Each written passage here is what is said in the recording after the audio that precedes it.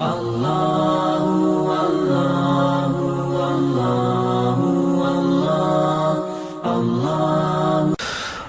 لله رب العالمين والصلاة والسلام على سيد الأنبياء والمرسلين وعلى آله وأصحابه أجمعين أما بعد فقد قال الله تبارك وتعالى في كلامه المجيد والفرقان الحميد أعوذ بالله من الشيطان الرجيم بسم الله الرحمن الرحيم إن عدة الشهور عند الله 12 شهرا في كتاب الله يوم خلق السماوات والأرض منها 4 حرم صدق اللہ العظیم۔ معزز سامعین کرام، نوجوان دوستو، آج محرم کی ایک تاریخ ہے اور اسلامی تاریخ کے اعتبار سے، چاند کی تاریخ کے اعتبار سے آج سے نیا سال شروع ہو چکا ہے۔ محرم کی پہلی تاریخ سے نیا سال شروع ہو جاتا ہے اور یہ جو محرم کا مہینہ ہے یہ بڑی ہی عظمتوں والا اور فضیلتوں والا مہینہ ہے۔ قرآن پاک کی جو آیت کریمہ میں نے آپ کے سامنے پڑھی ہے، اس آیت کریمہ میں اللہ رب العزت نے 4 ایسے مہینے ہیں جو حرمت والے ہیں، عظمت والے ہیں، ان کا تذکرہ کیا ہے۔ وہ 4 حرمت والے مہینے، عظمت والے مہینے، برکت والے مہینے کون سے ہیں؟ ذی قعدہ، ذی الحج، محرم اور رجب۔ یعنی جو 4 عظمت والے، برکت والے، حرمت والے مہینے ہیں جن کو اللہ نے خاص حرمت اور عزت بخشی ہے، ان 4 مہینوں میں ایک مہینہ محرم کا بھی ہے۔ اور یہ اللہ تعالیٰ کی اپنی تقسیم ہے کہ اللہ تعالیٰ نے بہت ساری چیزیں پیدا کی، اللہ نے مہینے بنائے، اللہ نے دن بنائے، اور اللہ ہی نے دنوں میں سے سرداری اور فضیلت جمعے کو دی۔ جمعے کے بارے میں نبی علیہ الصلاۃ والسلام نے کہا کہ جمعہ سید الایام ہے، اور مہینوں میں سے اللہ تعالیٰ نے سب سے زیادہ فضیلت بخشی رمضان المبارک کو، اور اس کے بعد 4 حرمت والے مہینے ہیں جن کو قرآن نے کہا اربعۃ اشہر، 4 مہینے۔ وہ 4 مہینے کون ہیں جن کا تذکرہ میں نے ابھی کیا؟ تو جو محرم کا مہینہ یہ حرمت والا ہے، عظمت والا ہے، اور اس مہینے میں ایک دن ایسا ہے جس کو ہم یوم عاشورہ کہتے ہیں، یعنی محرم کی تاریخ کا 10واں دن۔ عاشورہ یہ عربی زبان کا ورڈ ہے، اس کے معنی آتے 10واں۔ یوم عاشورہ 10واں دن، یعنی محرم کی 10ویں تاریخ کا جو روزہ تھا وہ ابتدائی اسلام میں شروعاتی زمانے میں فرض تھا۔ رمضان کی فرضیت جب نہیں آئی تھی، اور جب رمضان کی فرضیت آ گئی تو عاشورہ کا روزہ منسوخ ہو گیا اور رمضان کے روزے فرض قرار دے دیے گئے۔ لیکن اللہ کے نبی صلی اللہ علیہ وسلم نے عاشورہ کے روزے کو پھر سنت قرار دیا اور مستحب قرار دیا کہ جو شخص عاشورہ کا روزہ رکھے گا، اس کے بارے میں نبی علیہ الصلوۃ والسلام نے حدیث پاک میں یہ ارشاد فرمایا کہ اگر کوئی شخص عاشورہ کا روزہ رکھتا ہے، 10ویں محرم کا روزہ رکھتا ہے، تو اللہ تعالیٰ اس کے پچھلے 1 سال کے گناہوں کو معاف کر دے گا۔ پچھلے 1 سال کے گناہوں کو اللہ تعالیٰ معاف کر دے گا۔ لیکن یہاں پر یہ وضاحت بھی ضروری ہے کہ جب بھی حدیث میں اس طرح کا تذکرہ آئے کہ آپ کے اس عمل کے کرنے سے پچھلے 1 سال کے گناہ معاف ہو جائیں گے یا پچھلے اتنے سالوں کے گناہ معاف ہو جائیں گے، تو اس سے صغیرہ گناہ مراد ہوتے ہیں، کبیرہ گناہ مراد نہیں ہوتے ہیں۔ کیوں؟ کبیرہ گناہ بغیر توبہ کے معاف نہیں ہوتے ہیں، کبیرہ گناہ بغیر توبہ کے معاف نہیں ہوتے ہیں، صغیرہ گناہ کسی نیک عمل کے کرنے سے بھی معاف ہو جاتے ہیں، جیسا کہ عاشورہ کے روزے کے بارے میں اللہ کے نبی نے بیان کیا۔ اب عاشورہ کا روزہ صحابہ رکھنے لگے سنت سمجھ کر، لیکن 10ویں ہجری میں جب اللہ کے نبی صلی اللہ علیہ وسلم نے دیکھا کہ مدینے کے جو یہودی ہیں وہ بھی عاشورہ کے دن کا روزہ رکھتے ہیں، وہ بھی 10ویں محرم کا روزہ رکھتے ہیں، اور اللہ کے نبی کو یہ بات پتہ لگی، تو اللہ کے نبی صلی اللہ علیہ وسلم نے یہ کہا کہ آئندہ سال ہم 2 روزے رکھا کریں گے، یا تو 9 اور 10 کا رکھیں گے یا 10 اور 11 کا رکھیں گے۔ کیوں؟ یہودیوں کی مخالفت کرنے کی وجہ سے، کیونکہ نبی علیہ الصلوۃ والسلام یہ نہیں چاہتے تھے کہ ہم ان سے کسی بھی چیز میں مشابہت کو اختیار کریں۔ ہم ان سے کسی بھی چیز میں مشابہت کو اختیار کریں۔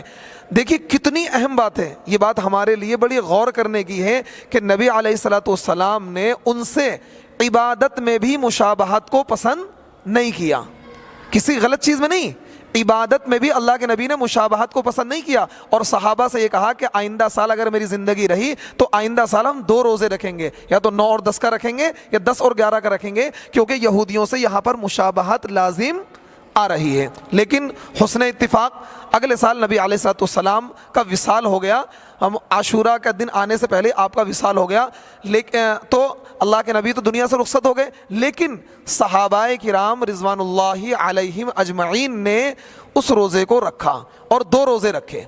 کیوں؟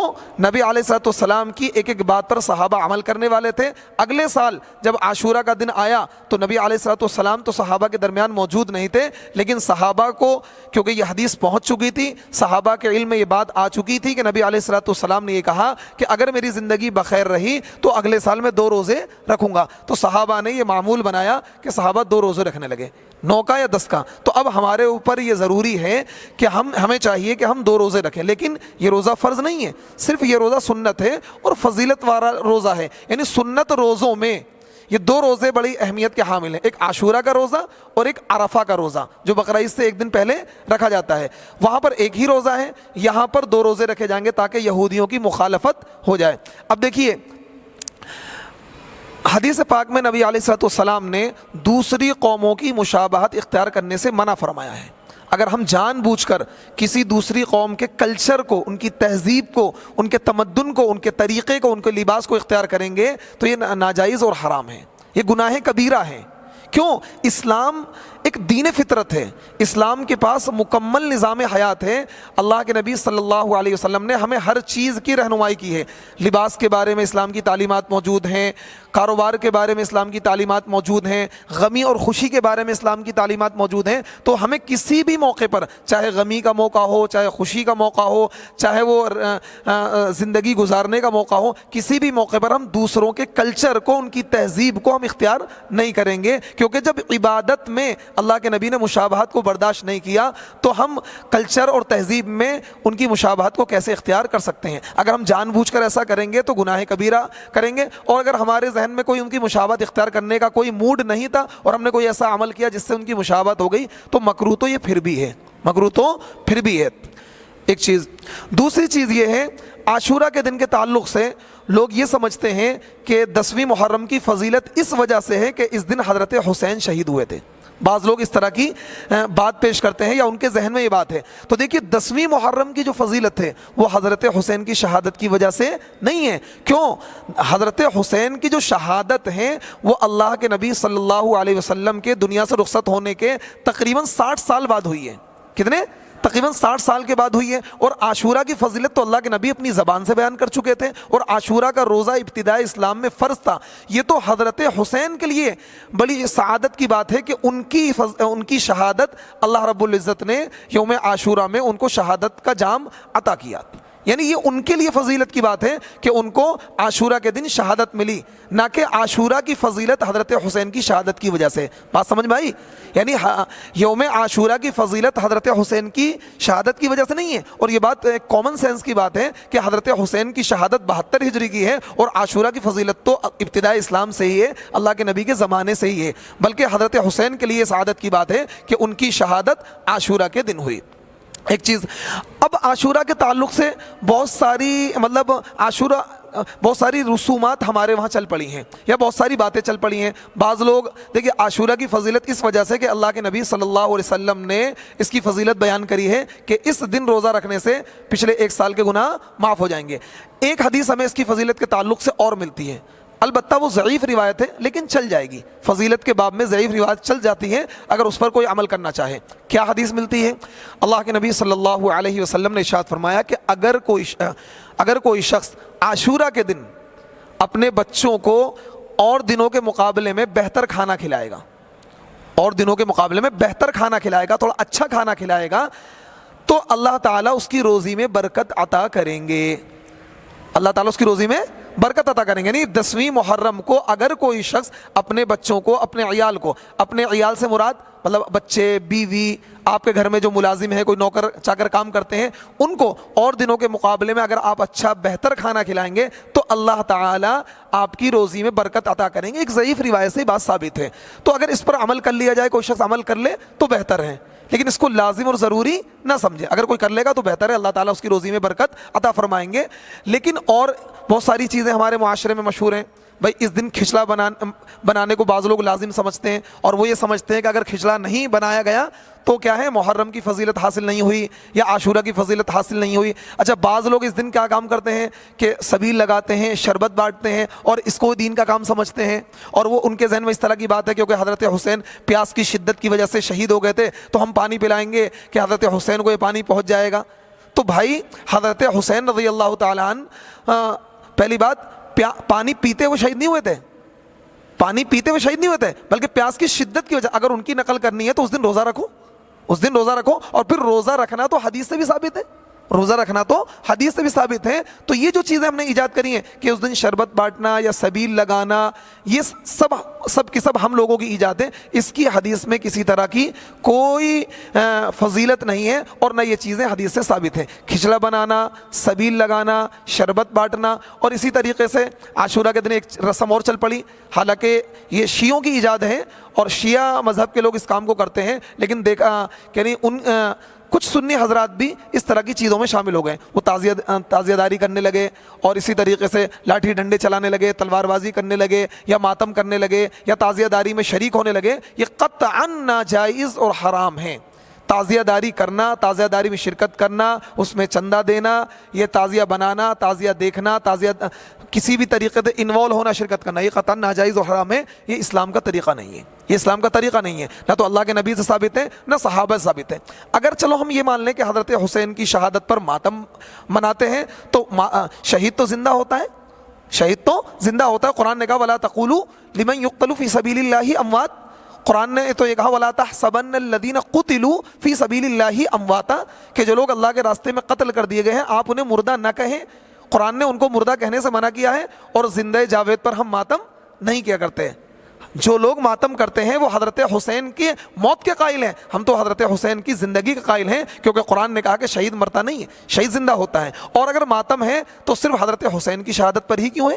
حضرت عمر کی شہادت پر ماتم کیوں نہیں؟ حضرت عثمان کی شہادت پر ماتم کیوں نہیں؟ حضرت علی کی شہادت پر ماتم کیوں نہیں ہے؟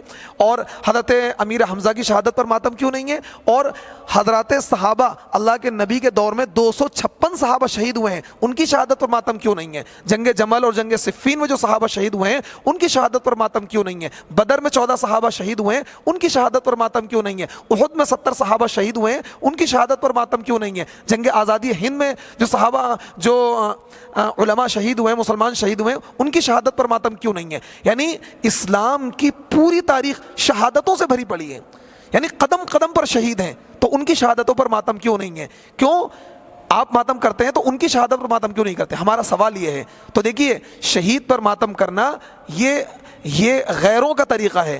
اسلام نے تو شہید کو زندہ قرار دیا ہے۔ اسلام میں شہادت تو ایک مقام ہے، ایک اللہ تعالیٰ کی طرف سے انعام ہے، تو اللہ تعالیٰ کے انعام پر ماتم نہیں کیا جاتا، افسوس نہیں کیا جاتا ہے۔ تو یہ ماتم کرنا قطعاً ناجائز اور حرام ہے، اور یہ ماتم، اس ماتم کی نہ تو ہمیں حدیث اجازت دیتی ہے، اور نہ ہمیں قرآن اجازت دیتا ہے، اور نہ اللہ کے نبی کا طریقہ اور نہ صحابہ کا طریقہ ہمیں اجازت دیتا ہے۔ تو 10ویں محرم کو تعزیہ داری ماتم یہ قطعاً قرآن حدیث سے ثابت نہیں ہے۔ اب دیکھیے، بعض لوگ محرم کے مہینے کے تعلق سے اس طرح کی باتیں کرتے ہیں کہ بھئی یہ غم کا مہینہ، اس میں شادی نہیں ہو سکتی۔ کیا کرتے ہیں؟ یہ غم کا مہینہ ہے، اس میں شادی نہیں ہو سکتی ہے۔ تو بھئی خوشی کا مہینہ کون سا ہے؟ اس سے پچھلا مہینہ، محرم سے پچھلا مہینہ کون سا تھا؟ ذی الحجہ کا مہینہ تھا، ذی الحجہ کا مہینہ تھا۔ ذی الحجہ کے مہینے میں حضرت عثمان رضی اللہ تعالیٰ عنہ کی شہادت ہے 18 ذی الحجہ کو، اور حضرت عثمان رضی اللہ تعالیٰ عنہ کو تو اتنے دردناک طریقے سے شہید کیا گیا تھا کہ 40 دن تک ان کا کھانا اور پانی بند رہا، اتنے یعنی بدترین طریقے سے ان کو شہید کیا گیا تھا۔ تو محرم ذی القعدہ کے مہینے میں شادیاں کیوں کرتے ہیں؟ اور پھر آپ رمضان کے مہینے میں آ جائیے، رمضان کے مہینے میں جنگ بدر ہوئی ہے، 14 صحابہ شہید ہوئے تھے رمضان میں۔ یعنی کوئی مہینہ ایسا خالی نہیں جائے گا، کوئی ایسا دن خالی نہیں جائے گا جس دن کسی نہ کسی اللہ والے کی یا کسی نہ کسی صحابی کی شہادت نہ ہو۔ پورے سال میں کوئی دن آپ کو ایسا نہیں ملے گا جس دن میں کسی اللہ والے کی یا کسی صحابی کی یا کسی بڑی شخصیت کی شہادت یا اس کی وفات نہ ہوئی ہو۔ اسلام میں منحوسیت کا، غم کا کوئی تصور نہیں ہے۔ اسلام میں منحوسیت کا کوئی تصور نہیں ہے کہ اس مہینے میں شادی کرنا منحوس ہے، یا اس مہینے میں کوئی بھی دن پورے 12 مہینے میں سال کے 365 دن میں کوئی بھی دن ایسا نہیں ہے جس دن آپ نکاح نہ کر سکتے ہوں، شادی نہ کر سکتے ہوں۔ یہ کہنا کہ فلاں مہینے میں شادی نہیں ہو سکتی، فلاں دن میں شادی نہیں ہو سکتی، یہ بالکل قطعاً اسلام کی روح کے خلاف ہے، اسلام کے عقیدے کے خلاف ہے۔ آپ جس دن شادی کرنا چاہیں، جس مہینے میں شادی کرنا چاہیں، جن ایام میں شادی کرنا چاہیں، رات میں شادی کرنا چاہیں، دن میں شادی کرنا چاہیں، صبح میں کرنا چاہیں، شام میں کرنا چاہیں، کبھی بھی شادی کر سکتے ہیں۔ یہ عقیدے لوگوں کے خود بنائے ہوئے ہیں، خود تراشے ہوئے ہیں، اسلام میں اس چیز کا کوئی ثبوت نہیں ہے۔ تو بات کیا سمجھ میں آئی؟ محرم کے مہینے میں یہ سوچنا کہ اس مہینے میں شادی نہیں ہو سکتی ہے، یہ قطعاً لوگوں کی اپنی ایجاد ہے، اپنی تھوٹ ہے، اپنی سوچ ہے۔ قرآن حدیث میں اس کی کوئی ممانعت نہیں ہے، نہ صحابہ کی زندگی میں، نہ اکابرین کی زندگی میں، نہ علماء امت کی زندگی میں، نہ فقہائے امت کی زندگی میں، یہ سب لوگوں کی اپنی ایجاد ہے۔ اچھا، عاشوراء کے تعلق سے کچھ چیزیں اور بھی ہمارے معاشرے میں چلتی ہیں کہ بھئی عاشوراء کی فضیلت اس وجہ سے ہے کہ آج ہی کے دن مطلب قیامت آئے گی، یا عاشوراء کے تعلق سے یہ بات آتی ہے کہ آج ہی کے دن حضرت آدم کی توبہ قبول ہوئی۔ عاشوراء کے تعلق سے یہ بات سنی ہوگی کہ عاشوراء کے دن ہی حضرت آدم اور حضرت حوا کی ملاقات ہوئی۔ آج ہی کے دن کیا ہے، حضرت نوح علیہ السلام جو ہے ان کی کشتی کیا ہے، بھنور سے نکلی تھی۔ اس طرح کی باتیں جو کرتے ہیں، مطلب بے شمار باتیں، ان کی کوئی حقیقت نہیں ہے، ان کی کوئی سند نہیں ہے۔ صرف ایک ضعیف روایت حضرت موسیٰ علیہ السلام کے واقعے کے تعلق سے تو ہمیں حدیث کے ذخیرے میں ملتی ہے۔ وہ کون سی روایت ہے؟ وہ یہ ہے کہ عاشوراء کے دن اللہ رب العزت نے بنی اسرائیل کو اور حضرت موسیٰ علیہ السلام کو فرعون کے مظالم سے نجات دلائی تھی۔